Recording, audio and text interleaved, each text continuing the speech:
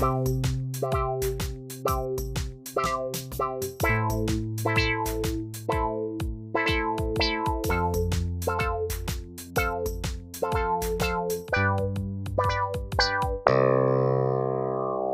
everyone, and welcome back to You're Alone with Trey Schneider. First of all, I want to apologize for last week not putting out an episode. Extremely unprofessional on my end. However, I do feel justified in the fact that I had homework that was due, and rather than record a podcast and give the listeners what they deserve, I selfishly did homework so that I can get ahead in life. So I hope you guys can forgive me. This episode should be a little bit of fun. First of all, happy Valentine's Day. We'll delve more into that here in a second, but I hope everyone has a great Valentine's Day. First of all, let's jump into a very good idea that a coworker of mine, Michael, you will be interviewing him here in the next, I would say, month or so. I haven't ironed out the details with him, so if he does listen to this and hears that I said in the next month or so, he might be a little caught off guard, but that's okay. But he had a really good idea that he shared with me months ago, and the other day we were rehashing it, and I thought, the only way that we can get this idea to come to fruition is if we get the support of the entire world. And what better place to start than my podcast, since everyone's listening. So we all get mail, and sometimes it's bills, hate to see bills. Sometimes it's a package, really fun. But other times it's junk mail. You've qualified for a credit card that you didn't ask for, or a deal for a company you don't use and don't plan on using. So,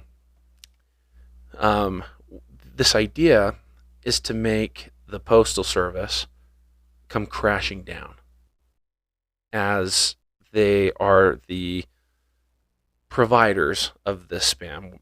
They're allowing it to exchange hands. It's a waste of their time. It's a waste of our time. It's a waste of everybody's time. So here's how this idea goes. And what Michael and myself are asking is that you guys do this too. So the Postal Service is a government agency. I'm sure everyone listening knows that. If you don't, there's some good information for you. The government supports the Postal Service, but they lose money. That's kind of the other thing is it's a service the government provides, but they're not profitable at all. However, what if we wasted their time enough to the point where the Postal Service has to be shut down? So, next time you go to your P.O. box or you go and check your mail, take a look. You got some spam mail in there? Take it back, take that spam mail and remail it. It's going to come back to yourself. That's okay. But they're going to have to, go through it. They're going to have to sort it again and put it back in your mailbox. In which case, you're going to go put it back in the mailing slot. And over time, it's going to pile up.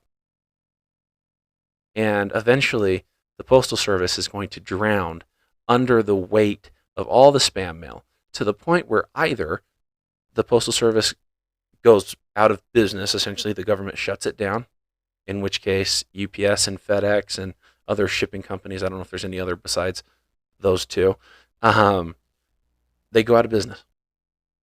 Not UPS or FedEx, I apologize. UPS and FedEx get increased business, better for them. And our taxes can start going to other things. And the Postal Service, like I said, goes out of business. The government stops wasting that money.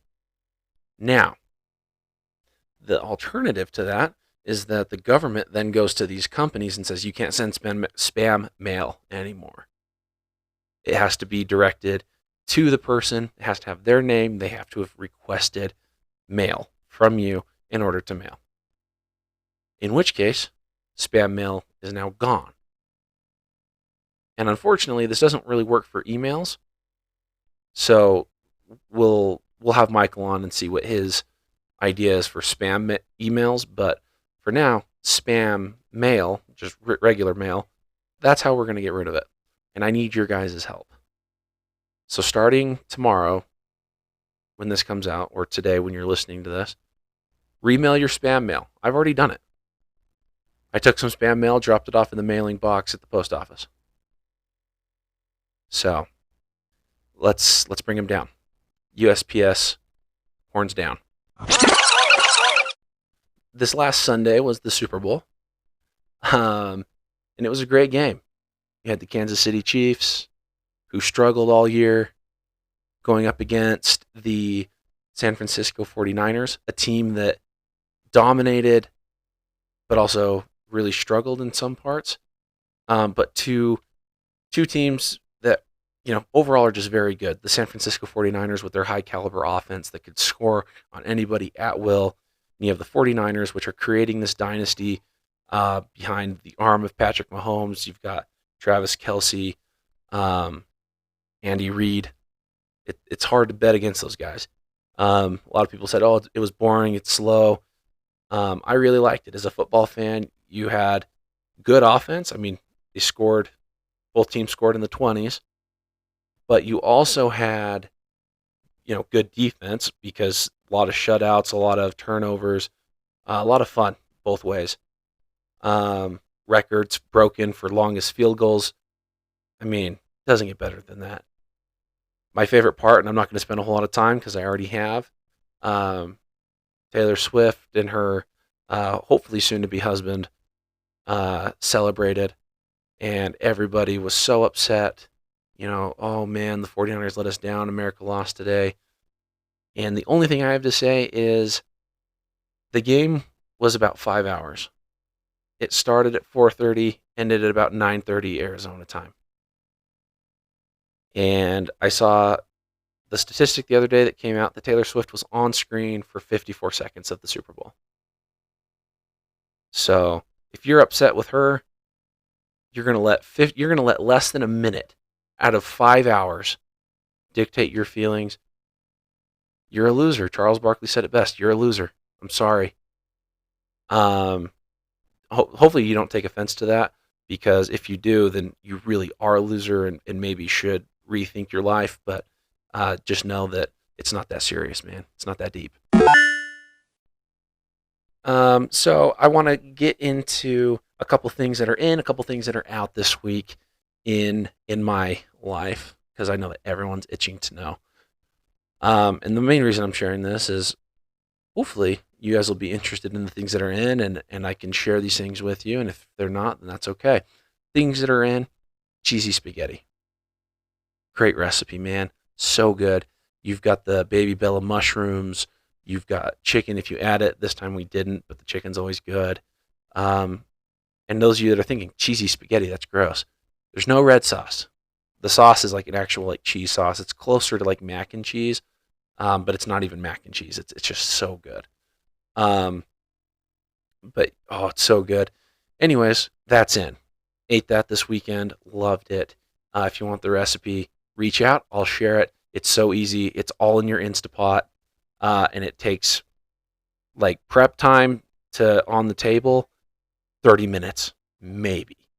And it is so good. Great meal prep meal too, if you're into that.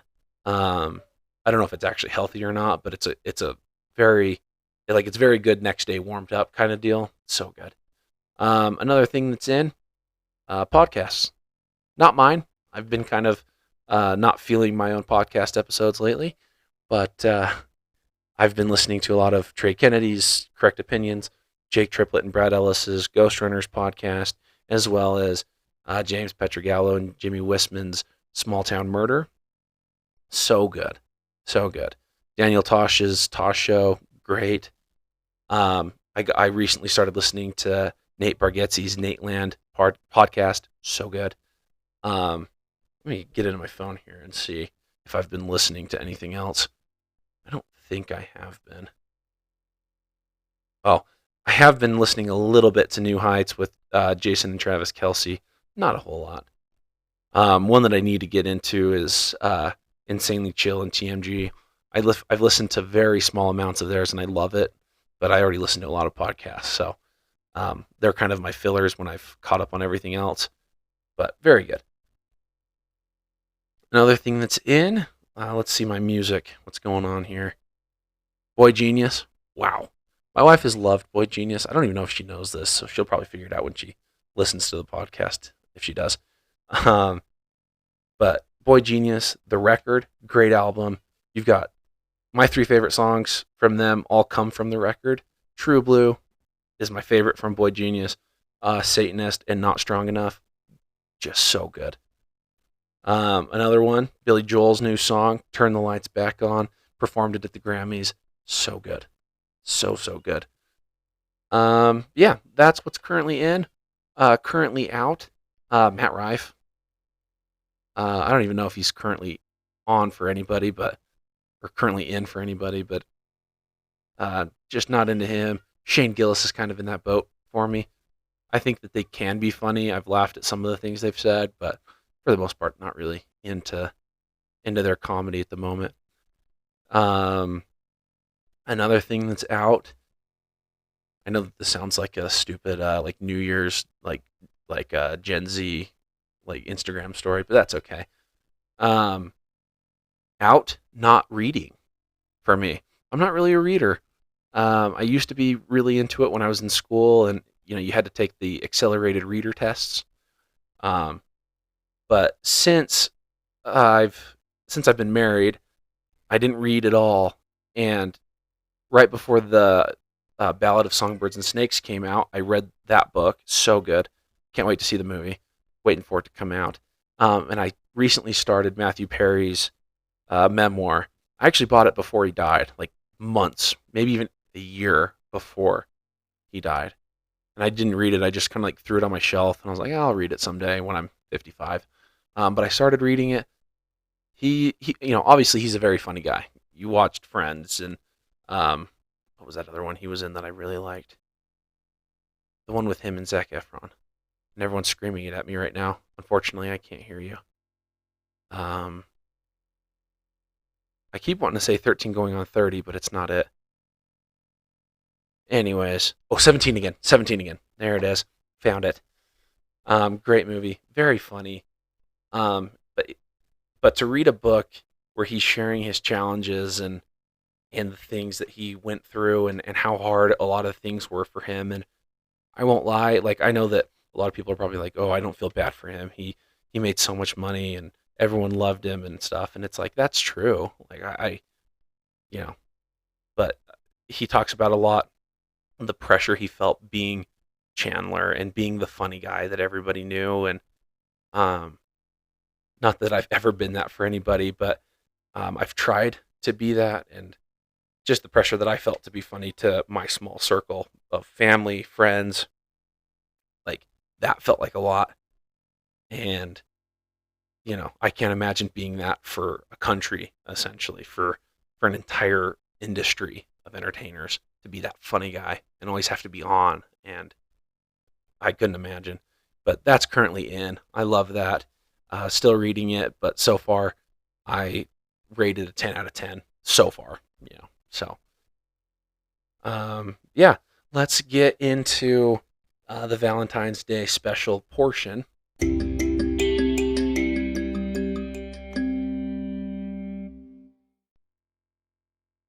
So I'm going to call this the So of the Week. So obviously meaning significant other, because that was very obvious from when I said it. I asked two people to provide me just a little excerpt of their thoughts and feelings towards their significant others in honor of Valentine's Day today. And I added my own. So I'm going to read these off. And I'm sure that a lot of you who have significant others, even if you don't hear this from them, I'm sure they feel this way. I should be better with my words, considering the fact that I'm currently talking into a microphone. But I know that I oftentimes let opportunities to praise and love my wife with my words go by without taking advantage of those moments. So one of these excerpts is mine. Two of them are from other people. And just know that You are loved. Even if you don't have a significant other, there are others who love you and are thinking of you. And at the very least, I'm always an ear willing to listen. So don't hesitate to reach out. But we'll start with this first one. Um, Quote, I love my significant other's maturity, life goals, motivation, and drive. That's awesome. This one says, my significant other has the patience of foreign scammers. She allows me to forge whatever path I feel is right and never puts me down when they don't pan out how I pictured them. She is so graceful in that she supports me and loves me even when I'm wrong, and that's the case every time. Despite the challenges that she faces, she takes everything one step at a time and keeps me grounded in the tasks at hand. She doesn't know how much I love her, and I hope that she has a beautiful Valentine's Day. Last one. I love how people are attracted to my significant other's personality. Who gets to know her and doesn't love her? Question mark. Everyone loves her, and this is why. Number one, she's completely unselfish. My significant other cares about those that she loves, and she is loyal and giving to everyone around her. Two, she has common sense. My significant other doesn't sweat the small stuff. In parentheses, like I do. She knows it's a waste of time. Number three, she likes her time with me. In parentheses, selfishly, a favorite trait of mine. My significant other reminds me that we need us time. That time is important, and she knows it. She's done that since we were 18 years old. Number four, I recently learned that in the last year or so, she is an amazing grandma. This surprises nobody. Number five, she likes to work and play. My significant other isn't afraid of either of those things and is great at both. And to end it, she's a beauty inside and out. That was beautiful. Um, yeah. Happy Valentine's Day. I hope you guys get a great little dinner. Spend some quality time with those that you love, even if you don't have a significant other. Like have a Galentine's or get together with your friends or family, even just to bask in the love that others have for you and the love that you have for them. Other than that, I'll see you guys next week.